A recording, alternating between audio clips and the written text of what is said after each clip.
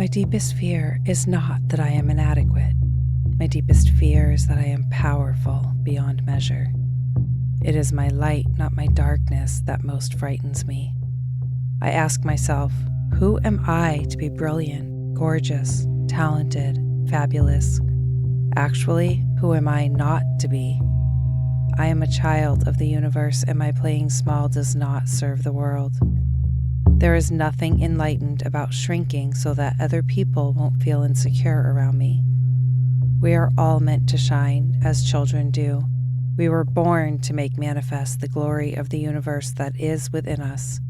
It is not just in some of us, it is in everyone. And as I let my own light shine, I unconsciously give other people permission to do the same. As I am liberated from my own fear, my presence automatically liberates others. Well, hello, my friends. This is Deb. Welcome to week 4 of the deMysiticism podcast. So these are my little takes on sacred conversations about radical self-love. And I'm going to take a little deep dive into radical self-love. But first, because I started this as a little weekly update sharing a journey that I'm currently in the midst of, which I think never ends, the growth journey, right? The evolution. But some interesting things in the week prior. I like to reflect on the past week, kind of think into the week ahead. But as I reflect on this past week, something that's really exciting, and I, of course, love to celebrate wins, the lovely little skin rash that I've been whining and complaining about, I think it's on its way out. I think I've finally reached the other side of that discomfort. So it's interesting because I have felt all along like it was coming into a new version of myself, shedding a skin, like kind of this snake thing, which I have a snake meditation I will put together for you all. It's there. I keep talking about it, and now that I've said it out loud here, maybe I will actually do it. But it might take me a couple weeks. I'm headed out on a vacation, but I have that on my radar as something that I want to put together. However, whatever, that's a tangent.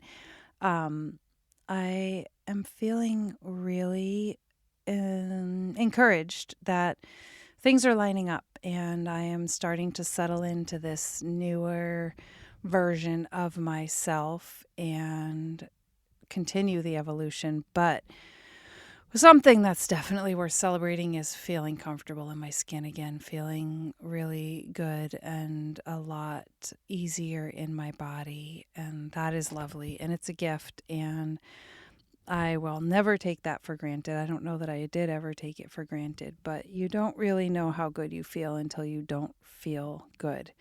And I think conversely, sometimes you don't know how good you could feel because you get really used to feeling kind of bad. And that thing went on for me for months and months and months. And it's really lovely to be on the other side. So there's a win that I'm going to celebrate. And I hope that you all are feeling a little better. I think the energy of the collective may have shifted in a positive way. I feel like a few other people in my life are reporting feeling a little bit better. Not everyone. We're still all in the midst of it. There's stuff going on with the planets and the cosmos and We've got a new moon this week, so another opportunity to dive into a new cycle and set some new intentions. But what I really want to talk about today is radical self-love and what that means. And ironically, I kind of hate these like acronyms that people come up with, and I have one for you. It kind of came out organically as I was sitting here thinking about, what do I really mean by radical self-love? What does that mean to me? And your definition might be different. All are welcome. But I started mapping out some words and realized, oh my gosh, I'm kind of like spelling out the word radical here. So we're going to lean into it, cheesy as it is. And what are the elements that make up radical self-love? So it's kind of a catchy term right now, I think, but I love it because it really speaks to loving yourself no matter what the fuck you've got going on. Good, bad, whatever labels you want to give it. You're always worthy of love. And you can always have you, right? Like I got me and no one can take that from me. You've got you, no one can take that from you. So let's talk about radical self-love. What does radical mean? The one of the things that I think really supports this idea of radical self-love is resilience. So that to me is the idea of, we're not always going to be awesome humans. We're going to do shitty things. We're going to make mistakes. We're going to screw up. We're going to have moments where our nervous system is triggered or we're overtired and we don't say kind words or we take actions that we aren't proud of. But resilience to me in that context means allowing yourself to bounce back, right? It's you begin again.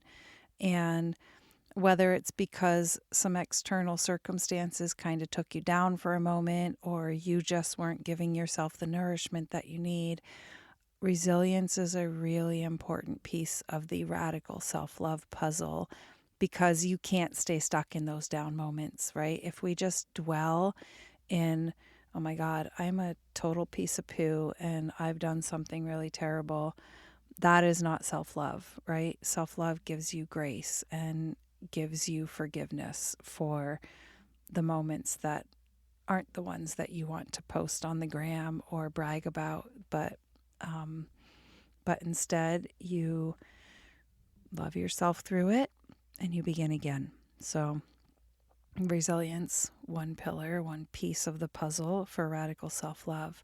I think that dovetails very well into acceptance. So this has been a theme that I've been talking about since I did this medicine journey a couple weeks ago. And I had this idea going in that there was a whole lot of stuff I needed to let go of, that it was going to be a purge and it was going to be releasing. And I think I shared in one of the previous episodes that that was not the message that the medicine gave me. It actually, in fact, was a very loud no, it's not about letting go. It's about accepting. It's about welcoming all the pieces of you. And again, back to the ideas I was talking about in resilience, they're not always the good things.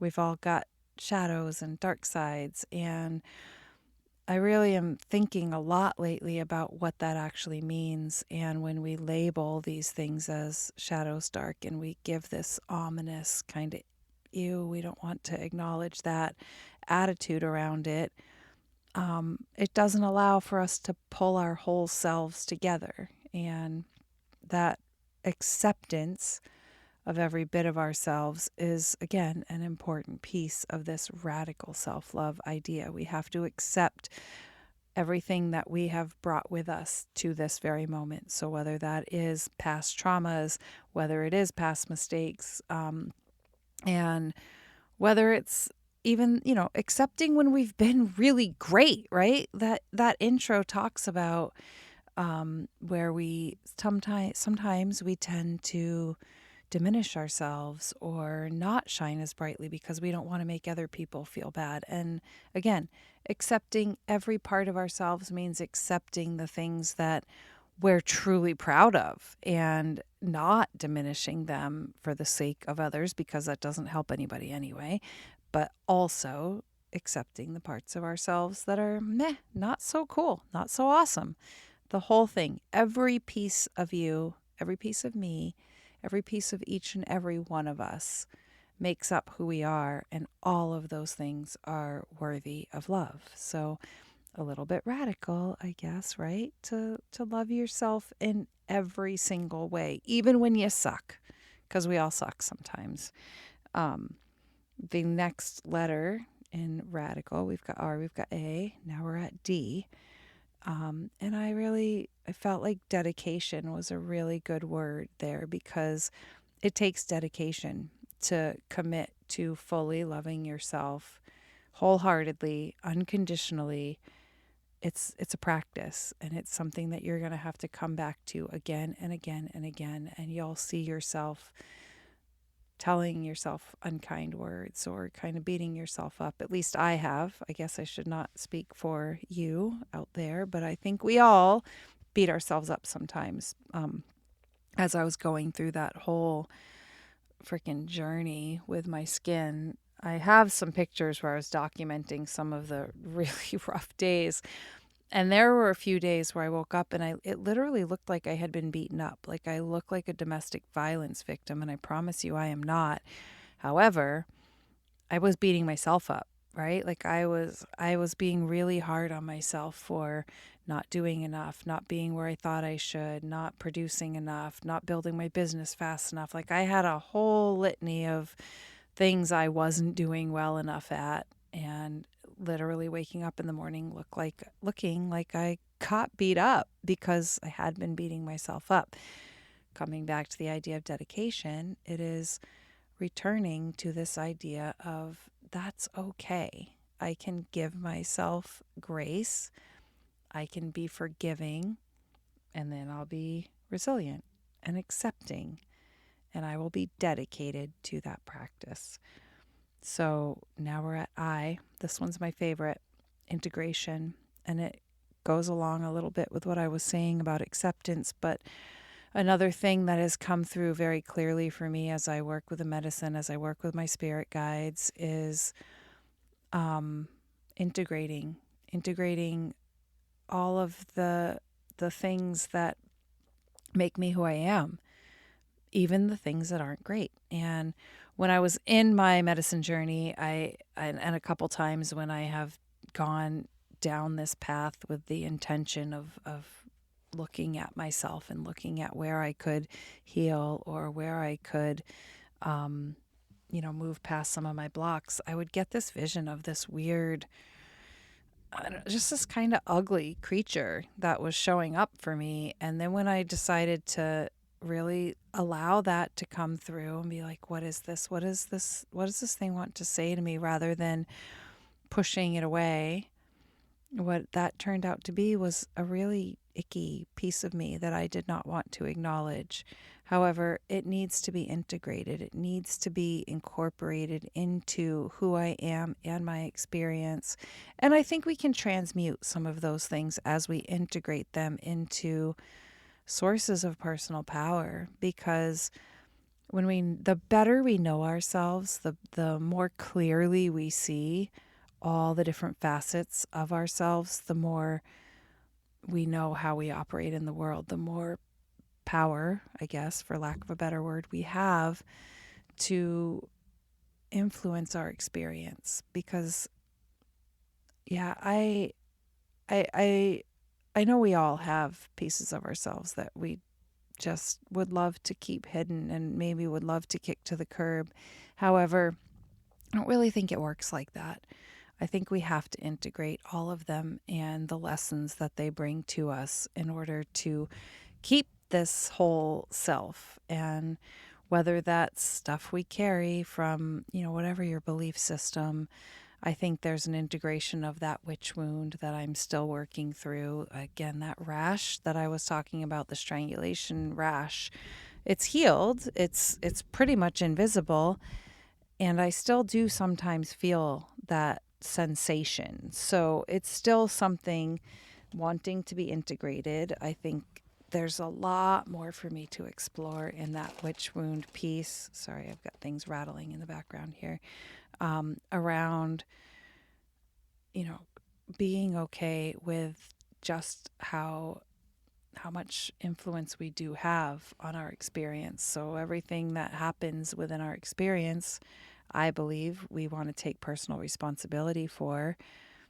And that requires this integration piece. This requires embracing my witch wound, embracing the pieces of me that I'm like, yeah, I can go and do and have and become all the things.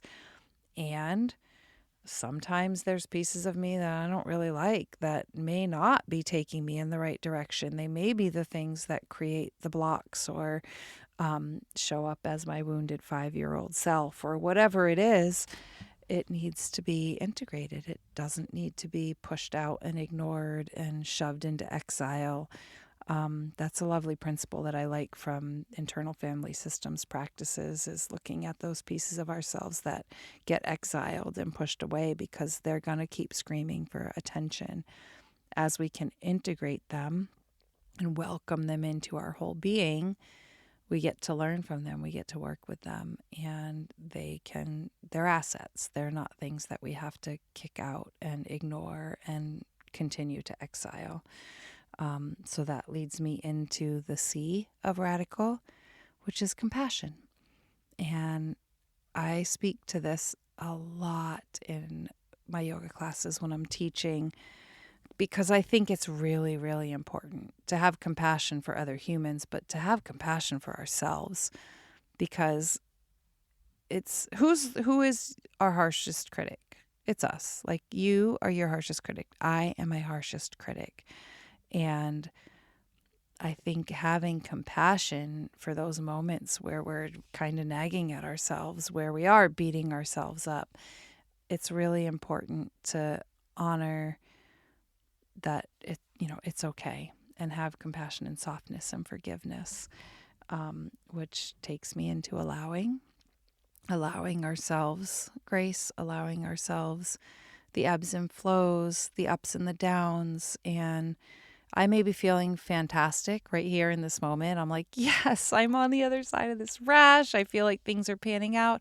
I am about to go on a lovely vacation to Hawaii. I have a lot of beautiful things to be grateful for. And I'm going to allow for the fact that it won't be like this forever. There's going to be change. There's going to be points that I will struggle again. And guess what? I am going to be resilient, and I'm going to accept that. And I'm going to be dedicated to loving myself through all of it and integrating the lessons that I learned along the way.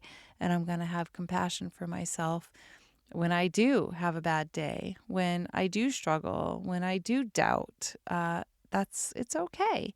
I can love myself through every single bit of it, and I can allow for those ebbs and flows, the ups and the downs, and allowing for the good, right? I think sometimes we brace ourselves so much for the bad that we don't even allow for the good. And I've really noticed that as I've softened into that, there's a lot of beautiful things that have come into my life this year because I have allowed them instead of resisting them.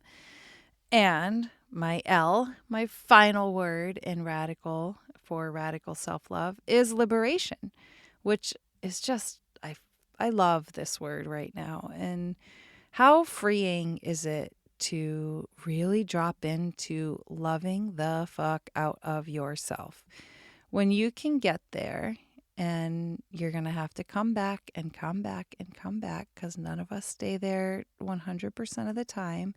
But when you can feel that level of true, deep, unconditional love for yourself, exactly where you are in any given moment, you will never feel more free. That is liberation, to truly love yourself, to love your experience, to love your life, no matter where it's at right now. So even if in this current moment you're in a fuck this, life sucks moment, it's liberating if you can love yourself through it. Love yourself even in those moments. Love yourself when you are on top of the world. Love yourself when you are down in the deepest pits. That to me is the radical part of self-love. And I, of course, want to keep diving into this and keep giving us practices for how to get there. Some of the things that have been working really well for me lately is to really embrace my morning and evening routines from a place of love. I know that if I get up and do my morning meditation and set myself up for at least, 20 or 30 minutes, it doesn't have to be a really long time, to just do what I feel like doing in the morning, what my soul needs. And that may change day by day, but just giving myself that space to sit in quiet and honor me, that gets me a long ways. And then I think something that's really helped, maybe this skin issue, is embracing that at night. So giving myself a true wind down routine that allows me to prepare for sleep, to be in a rested, calm state, it makes a huge difference in how well I do get that rest and how well I feel the next morning. So we'll keep leaning into these practices and what I find works, and it might not be the things that work for everyone, but I think as long as we keep sharing what works for some, it will work for others too. And you keep experimenting with your offerings, with what comes across your awareness until you find exactly what works for you. All right, so radical self-love, resilience, acceptance, dedication, integration, compassion, allowing, liberation. My cheesy acronym for radical. And I'm going to love myself even in my cheesiness, even in putting together something that I would totally roll my eyes at. And yep, I'm going to roll my eyes and I'm going to love it because I really do think it's a powerful acronym and it really speaks deeply to what radical self-love means to me. All right, well, I'm going to hopefully come at you guys from Hawaii next week. I record these on Mondays. I have a travel day on Monday, but I'm going to try to record in the morning if I can, and take some of the beach with me. So thank you all for listening, and I will talk to you next week. Have a good one.